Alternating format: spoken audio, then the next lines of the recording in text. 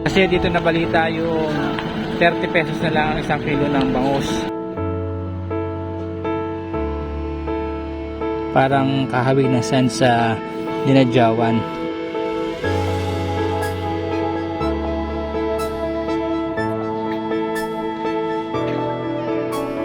Hello guys! What's up mga kalakwatsers? For this video ay ipapakita ko sa inyo yung aming saglit na pamamasyal dito sa bayan ng Bolinao, Pangasinan. Halos maghapon nga kaming naglakbay papunta sa lugar na to. Umalis kami ng alas 7 na umaga ng Balera Aurora at dumating kami dito ng alas 6 na ng hapon sa Bolinao. Syempre hindi yung tuloy-tuloy, may pahinto-hinto rin kami lalo na kung may madadaan na kami magandang lugar at gusto namin magpa-picture. Pagdating nga namin dito ng Bolinao, ang una naming hinanap ang kanilang mga beach resort.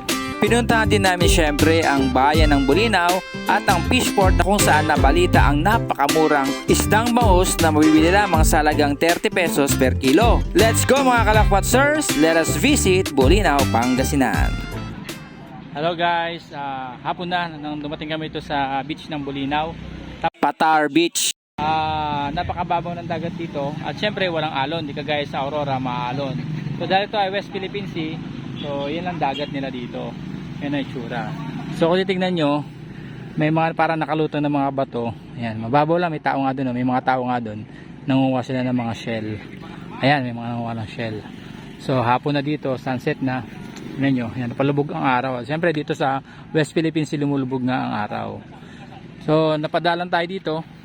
Maglit lang tayo dito, wala naman talaga tayong plano magstay dito. Dumaan lang tayo, passing over lang tayo para makita natin yung mga pinupuntahan natin ng mga beaches. So ito naman sa kabilang side naman to ng Aurora. Aurora is sa east, ito naman ay sa west. Napakatahimik ng dagat, wala tayo halos narinig. Pero kung titignan nyo yung sun dito, ayan o, napakaganda. White sun siya, medyo hindi naman siya white, pino siya na brown. Ayan o. Ano, yung tsura niya rito. Parang kahawig ng sand sa Dinadjawan. Tapos may mga bato-batong puti, may mga shell. Yan, napakatahimik ng dagat, nakakapanibago. Wala ka halos narinig. Tapos may mga floating dito na mga kubo. May mga nadaanan pa kami mga floating na kubo. So, ayan. So, yan. Yan, pinakabayan ng Bolinao, fishport nila. Doon, marami doon ng mga bangka. At dito may nakita ko doon na ay nawala na, kaya na may barko doon na dumadaan, malaking barko. So yan. So yan guys, short video lang to. Pinakita ko lang kung nasan tayo ngayon sa ating pagkakalakwatsa sa araw na to. Nakating tayo dito sa Bolinao, Pangasinan, na kung saan titignan lang natin yung lugar. At marami din tayo nadaanan sa 100 Islands, sa Alaminos at iba pa na pinasyalan din natin. Pero saglit lang. Kasi ano lang to parang titingin lang kami para susunod mag-i-stay na kami. May idea na kami kung paano magpunta, ano yung mga in-expect namin mga ano. Doon kami nagpunta, maraming mga beach resort, may mga accommodation na pwedeng mga tuluyan. So titingnan namin yung mga lugar, okay din, maganda din. So ngayon dito lang muna kami sa isang public place na pwedeng mag-stay kahit sandali lang. Ayan, mag-park. Nag-park kami saglit bago diretso na ang biyahe pa uwi.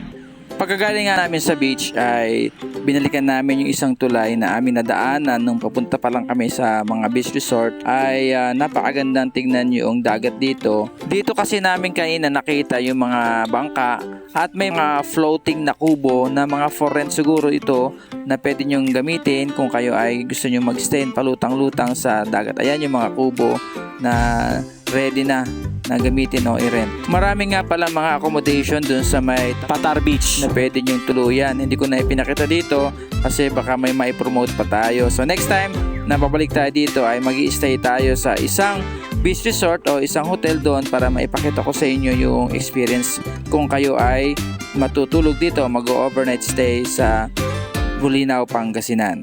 So after this ay dumiretso na kami ng bayan ng Bolinao para masilip naman natin kung ano yung itsura ng kanilang bayan. Ito po pala itsura ng kanilang bayan dito sa Bolinao, Pangasinan. Pagkatapos ay pinuntahan din natin ang kanilang fishport na kung saan nabalita nga ang murang isda. Alright guys, sunset na. Ayun na, palubog ng araw dito sa Bolinao. At sinilip na natin dito yung kanilang pinaka-port kung saan dumadaan ang mga bangka. Ayan yung mga itsura kasi lantap, low tide, kaya ayan yung tsura. So So yun lang, pinakita ko lang to, sumaglit lang tayo para makita natin yung pinaka-port dito.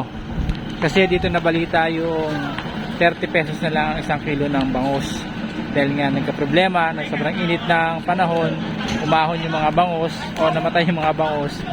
At nagka-problema din yung kanilang ano dito, yung tagagawa ng yellow ice plant. So mabilis ang bentahan para lang may benta, para hindi malugi. Benta sa murang halaga. Pero ngayon back to normal, wala na tayong mabiling ganung halaga. 100 plus na ang kilo dito ng bangus, 180, 160, 140 pinakamura. So yun lang guys, thank you so much, bye bye. So guys, hanggang dito lang yung video na to. At pinakita ko lang yung place na pinunta namin ito sa Bolinao, Pangasinan. Ayan, no? Thank you so much for your support, for watching. God bless everyone, ingat lagi, bye bye. At yan ang aking maiksing kwento na aming karanasan dito sa Bolinao, Pangasinan.